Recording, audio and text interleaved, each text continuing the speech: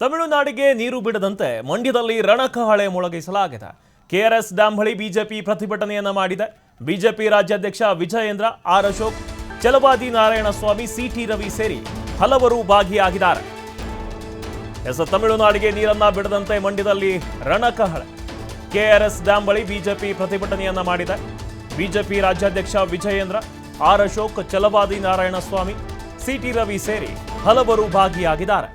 ಶ್ರೀರಂಗಪಟ್ಟಣದ ತಾಲೂಕು ಕಚೇರಿ ಬಳಿ ರೈತರಿಂದ ಗಂಟಿ ಚಳವಳಿಯನ್ನು ಕೂಡ ಮಾಡಲಾಗಿದೆ. ಇನ್ನು ಭೂಮಿ ತಾಯಿ ಹೋರಾಟ ಸಮಿತಿಯಿಂದ ನಡೆದಂತಹ ಚಳವಳಿ ಇದು. ಸಿಡಬ್ಲ್ಯೂಎಂಎ ಹಾಗೂ ರಾಜ್ಯ ಸರ್ಕಾರದ ವಿರುದ್ಧ ಘೋಷಣೆಯನ್ನ ಕೂಗಿ ಆಕ್ರೋಶವನ್ನ ಹೊರಹಾಕಲಾಗಿದೆ. ನಮ್ಮಲ್ಲೇ ಕುಡಿಯೋದಕ್ಕೆ ನೀರಿಲ್ಲ, ತಮಿಳುನಾಡಿಗೆ ಬಿಡೋದು ಹೇಗೆ? ಸರ್ಕಾರ ಗಟ್ಟಿ ನಿರ್ಧಾರವನ್ನ ಕೈಗೊಂಡು ಕರ್ನಾಟಕವನ್ನ ಉಳಿಸಬೇಕು, ತಮಿಳುನಾಡಿಗೆ ನೀರು ಬಿಡಬಾರದೆಂದು ರೈತರು ಆಕ್ರೋಶವನ್ನ ಹೊರಹಾಕಿದ್ದಾರೆ.